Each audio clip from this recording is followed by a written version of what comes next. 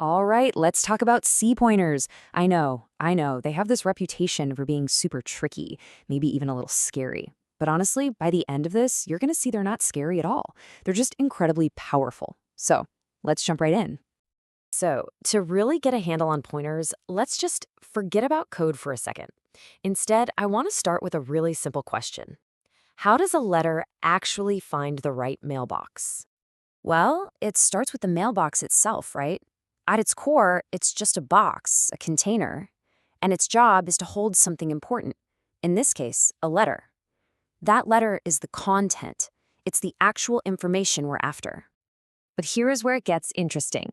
That mailbox, it has something else attached to it. Its own unique address, like 123 Main Street. And that address is totally, completely separate from whatever letter is sitting inside.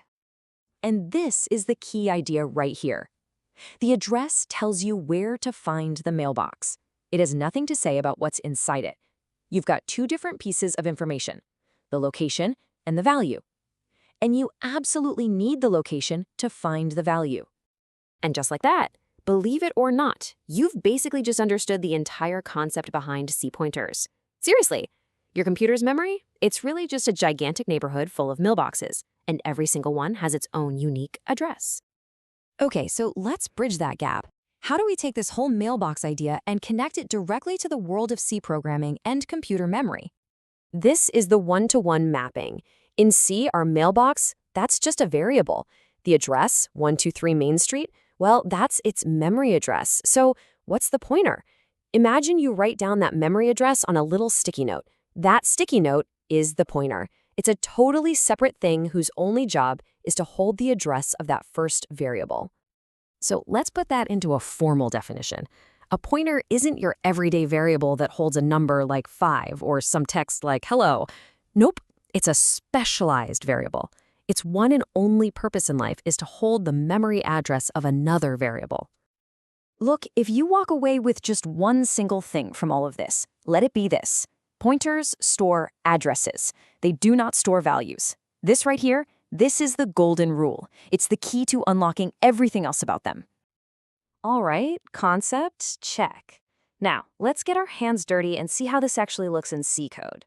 And really, it all boils down to just two little symbols, the ampersand and the asterisk, or as I like to call them, the and the star.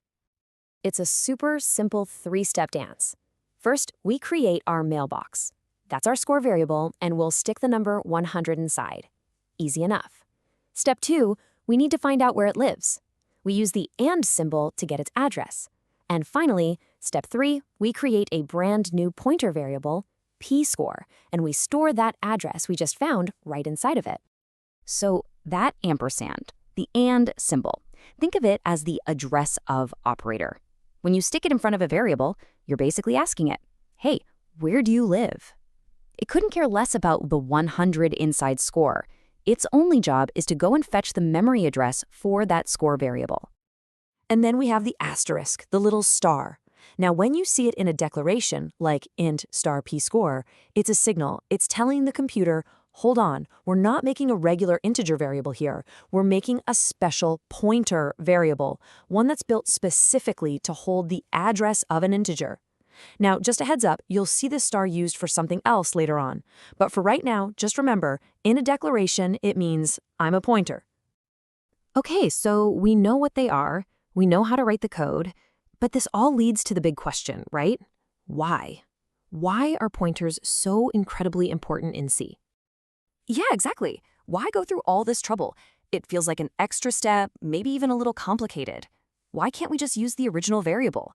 What is the point of having this other variable that just points at the first one? And the answer, in a word, is control. Pointers are like driving a stick shift instead of an automatic. They give you direct, raw control over what's happening.